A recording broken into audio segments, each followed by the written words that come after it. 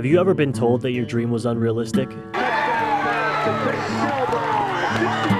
that your goal was just one that you shouldn't shoot for? For Christopher Silbaugh, his opponents probably wish he would have listened. Our first goal was region champions, and we ended up being able to do that. And now we have the goal of winning a playoff game. For Chris, winning is a mindset.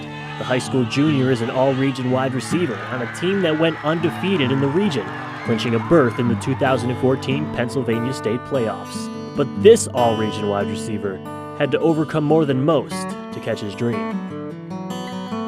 A dream that at first, he wasn't even allowed to chase.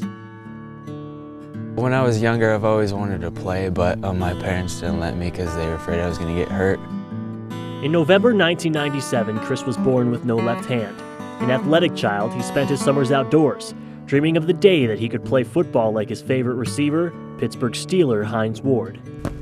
But as his middle school classmates took to the field, Chris had to watch from the sidelines, just waiting for his time. When I got into 9th grade, they were like, okay, you can do it, we don't want to hold you back anymore.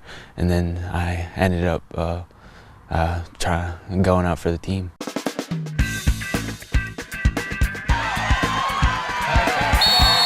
Probably have one of the best offenses in the region, and he wanted to be a receiver. It was just shocking to me, like that he only had one hand and still be able to play. And it was a little bit surprising at the time that would be his first choice. As Chris buckled the leather strap on his helmet for the first time, he knew he was in a different world. I was really nervous because I've never done it before. I had no clue what to do. Until realistically, midpoint in the year, everybody's thinking, how can he be out at receiver? Mid-year, he's starting there, and he's just showing he's the best receiver. It made me feel more comfortable that I had a receiver who could catch the ball. I mean, he can catch better than anybody on our team. Okay, good deal, let's go. He's such a long-distance threat. He gets out in the open field, he's going to run away from people, so, 20-yard catches have become 60-yard runs. And those 60-yard runs become touchdowns. And after a few weeks, those touchdowns begin to add up. Before you know it, that kid that was told he couldn't play football was told he's about to break the record for the most receiving touchdowns in his school's history. Our stat guy who does it all the time went through it and said, he's only 2 touchdowns short. And then he was 1 short. Then he tied it. And then the quarterback dropped back to pass. I ended up catching it and running in, and it was like the adrenaline was crazy.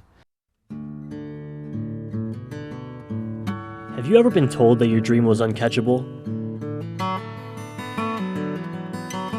People have always encouraged me through my life to do whatever I want to do, like reach for my goals. It's an amazing feeling, and especially to know I worked that hard to get there.